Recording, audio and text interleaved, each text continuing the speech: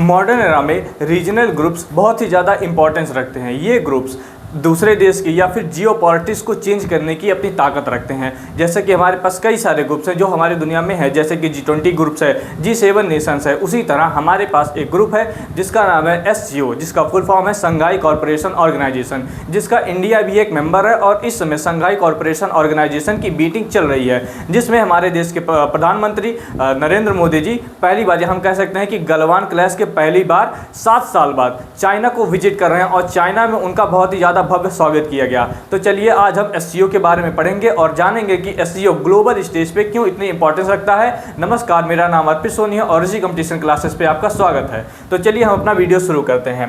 SCO nation में, SCO संघाई corporation organisation में 9 members हैं और उसमें 2-3 मेंबर ऐसे हैं जो इसके ऑब्जर्विंग नेशंस हैं, यानी कि वो इसके पार्टी में, इसके मीटिंग पार्टिसिपेट करते हैं लेकिन उनके पास वोट देने का राइट नहीं है। उसको हम, ऐसे मेंबर्स को हम कहते हैं ऑब्जर्विंग नेशन। तो चलिए धीरे धीरे करके इसके बारे में हम समझते हैं कि ये क्या है और क्यों इतना खास है। The SCO was officially founded on 15th of June 2001। SCO 2001 में सबसे पहले इसका फाउंड किया जाता है, यानी कि इसको स्थापित किया जाता है। जब ये स्थापित किया गया तो इस समय इंडिया इसका मेंबर नहीं था। तो उस समय इसके कौन कौन से मेंबर थे? China, Russia, Kazakhstan, Kyrgyzstan, Tajikistan and Uzbekistan. ये सब एक साथ है और एक नए ग्रुप को फॉर्मेशन करते हैं जिसका नाम रखते हैं संघाई 5। इनिशियली इसको हम संघाई 5 के नाम से जानते थे। बाद में जब इंडिया और पाकिस्तान और अदर नेशन शामिल हुए तो हम इसको संघाई कॉर्पोरेशन ऑर्गेनाइजेशन के नाम से जाने लगे, which mainly focus on settling border dispute and improving regional trust, the growing needs to combat terrorism, extremism and promote regional stability. The group expanded to the Shanghai corporation organisation. तो क्योंकि धीरे धीरे हमारे दुनिया में, हमारे या फिर कह सकते हैं एशिया में डिस्प्यूट बढ़ता गया, बॉर्डर को लेकर डिस्प्यूट बढ़ता गया, टेररिज्म को लेकर डिस्प्यूट बढ़ता गया, साथ ही साथ एक्सट्रीमिज्म बहुत ही ज़्यादा बढ़ता गया। तो उसको टैकल करने के लिए इंडिया और पाकिस्तान और जैसे कंट्री एक साथ शामिल होते हैं और एक नया ग्रुप बनता है। उसी ग्रुप को हम कहते हैं, रीनेम किया गया संघाई कॉर्पोरेशन ऑर्गेनाइजेशन के बारे में। लेटर इसमें इंडिया पाकिस्तान 2017 में ज्वाइन करते हैं एक साथ, और उसके बाद 2023 में मोस्ट रिसेंटली ईरान इसका मेंबर बनता है। और इस तरह से इसके 1 2 3 4 5 6 और उसके बाद यहाँ 7 8 9, तो टोटल 9 मेंबर्स बन जाते हैं, जिसमें से 2-3 मेंबर अभी ऐसे हैं जो ऑब्जर्विंग नेशन है, जो अभी पूरी तरीके से कंप्लीटली SCO के मेंबर नहीं हम कह सकते हैं। ये तब की मीटिंग है जब पहली बार SCO का फॉर्मेशन हुआ था। तो उस समय जो अदर कंट्री के नेशंस के जो भी ऑफिशियल्स थे वो एक साथ मिलते हैं और एक ग्रुप को फॉर्मेशन करते हैं। तो हम देख लेते हैं कि इसमें कौन कौन से नेशन हैं। जैसे कि सबसे पहले है चाइना, और उसके बाद Russia, India, Pakistan, Kazakhstan, Kyrgyzstan, Tajikistan, Uzbekistan. आप जानते हैं कि ये सब सेंट्रल एशियन नेशंस हैं, सेंट्रल एशिया के नेशन हैं। और ईरान उसके बाद है। Apart from this there are observer state like Afghanistan and Belarus. तो अफगानिस्तान और बेलारूस इसके क्या है, इसके ऑब्जर्वर है। साथ ही साथ मंगोलिया भी इसका एक ऑब्जर्विंग नेशन है, जो कि SCO की मीटिंग में पार्टिसिपेट करते हैं, वहां पे जाते हैं। लेकिन SCO की मीटिंग में किसी भी टॉपिक के ऊपर जब वोटिंग की बात आती है तो ये ऑब्जर्विंग नेशन वोट नहीं कर सकते, ये सिर्फ उस मीटिंग को अटेंड कर सकते हैं या फिर देख सकते हैं। और इसके बाद देखते हैं कि SCO मीटिंग हेडक्वार्टर्स और इसके ब्रांचेस कौन कौन से हैं। तो SCO का जो हेडक्वार्टर है वो चाइना के कैपिटल बीजिंग में लोकेटेड है, और इसका 2 अलग ब्रांच है। सबसे एक ब्रांच है, इसका नाम है SCO सेक्रेटेरिएट। ये बीजिंग बेस है, यानी कि चाइना बेस है। इसका क्या काम है? Is responsible for coordination and administration of all activity. तो SCO के अंदर जितने भी कोऑर्डिनेशन और एक्टिविटीज होती हैं वो SCO का, ये बीजिंग का ये वाला हेडक्वार्टर देता है। और इसका एक दूसरा ग्रुप है जिसका नाम है रीजनल एंटी टेररिस्ट स्ट्रक्चर, जो कि इंडिया इसका एक टाइप से समझिए विरोध करता है, क्योंकि जब इसमें एंटी टेररिज्म की बात हो रही है और साथ ही साथ इसी ग्रुप में पाकिस्तान को भी ऐड किया गया है, तो एक टाइप का ये विरोधाभास बनाता है। तो इंडिया इसके बारे में बताता है, क्योंकि जब भी इंडिया SCO के अंदर किसी टेररिस्ट को डेजिग्नेटेड टेररिस्ट बनाने की कोशिश करता है तो चाइना और पाकिस्तान उसको रोक देते हैं। तो ऐसा कहा जाता है कि इस ग्रुप का फिर क्या मतलब हुआ अगर वो टेररिस्ट को एक एज अ ग्लोबल टेररिस्ट नहीं रिकॉग्नाइज करते हैं। It is located in Tashkent, Uzbekistan. तो इसका जो हेडक्वार्टर है ये ताशकंद, उज्बेकिस्तान में स्थित है। This branch works against terrorism, separatism and extremism across the member nation. तो इस SCO के अंदर जो भी मेंबर्स हैं उनके अंदर टेररिज्म होता है, एक्सट्रीमिज्म होता है, सेपरेशन होता है, तो इसके लिए वो इसके खिलाफ वो लड़ते हैं। ये ताशकंद है, ताशकंद, और ताशकंद की इस जगह पे जो एंटी टेररिज्म इसका रीजनल ग्रुप है वो यहाँ पे सिचुएटेड है। और इसके बारे में देखते हैं कि इसका ग्लोबल सिग्निफिकेंस क्या है, क्योंकि जैसे कि हमारे दुनिया में कई सारे ग्रुप्स हैं, कुछ पावरफुल ग्रुप्स हैं, जैसे कि G7 नेशंस हो गए, G20 नेशंस हो गए। तो इनके आगे एससीओ कहाँ स्टैंड करता है, इसके बारे में हम देखते हैं। The SCO is one of the largest regional organisation in the world. जो G20 या G7 नेशन है वो रीजनल ग्रुप नहीं है, वो अदर कंट्रीज के जैसे कि G7 और G20 के अंदर यूरोप के नेशंस भी आते हैं, एशिया के भी आ रहे हैं जैसे जापान हो गया, और अमेरिकन कॉन्टिनेंट से अमेरिका भी आता है। तो ये रीजनल ग्रुप नहीं है, लेकिन एससीओ जो है वो रीजनल ग्रुप है, क्योंकि इसमें सिर्फ एशिया के ही ग्रुप है, एशिया के ही देश पार्टिसिपेट करते हैं। It's covers almost 60% of the Eurasian land mass. It is a home to nearly 3.4 billion people. हमारी दुनिया में लगभग 8 बिलियन पीपल है, जिसमें से 3.4 बिलियन लोगों का रिप्रेजेंटेशन अकेले एससीओ करता है। साथ ही साथ more than 40% of the world population economically.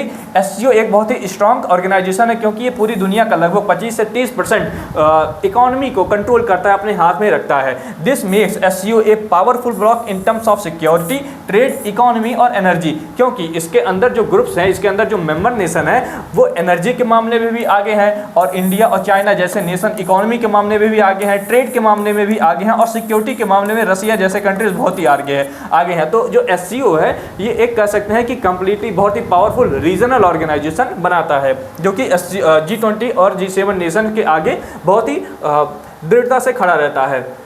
Y SCO matters for India. अब जैसे हम अपने देश की बात कर रहे हैं तो हम इसमें देखेंगे कि इंडिया का इंटरेस्ट क्या बनता है एससीओ को लेकर। अगर एससीओ में इंडिया शामिल है तो इंडिया का क्या इंटरेस्ट होता है और क्या इंटरेस्ट इंडिया के फुलफिल होते हैं।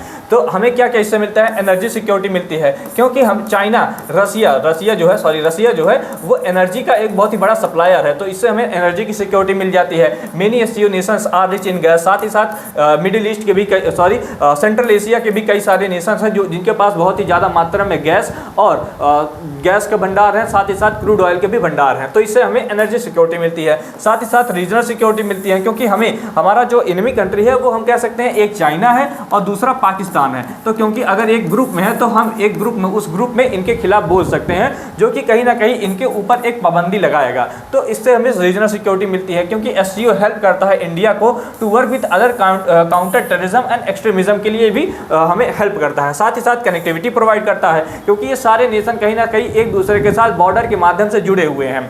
Through SCO India gets direct access to Central Asia. तो एससीओ के थ्रू इंडिया को डायरेक्ट एक्सेस मिलता है सेंट्रल एशिया का।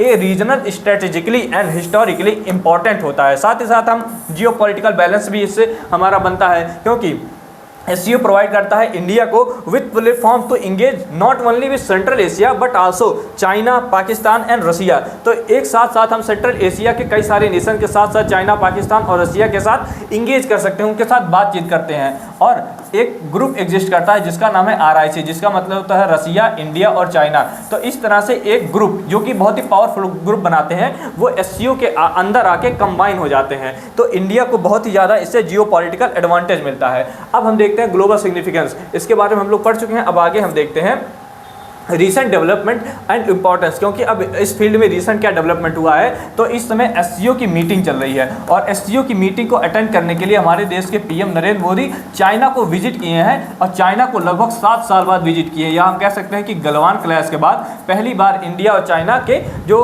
मतलब हेड्स हैं वो एक दूसरे के साथ मिलने जा रहे हैं, फिर उनकी मीटिंग हो रही है। रिसेंटली एससीओ मीटिंग है focused on the issue like counter terrorism strategies, regional connectivity project, cyber security and climate change, the situation in Afghanistan. This shows that SCO is not just about the security but also about economy, environment and political cooperation. क्योंकि इस समय environment के base पे हमें बहुत ही ज़्यादा cooperation की ज़रूरत है, क्योंकि ग्लोबल वार्मिंग बहुत ही तेज़ी से बढ़ रहा है, तो हमें इस पर ज़्यादा फोकस करने की ज़रूरत है। And political cooperation, visuals, latest, और इसके बाद फिर ये सारी चीज़ें हैं जिसमें हम बताएंगे आगे।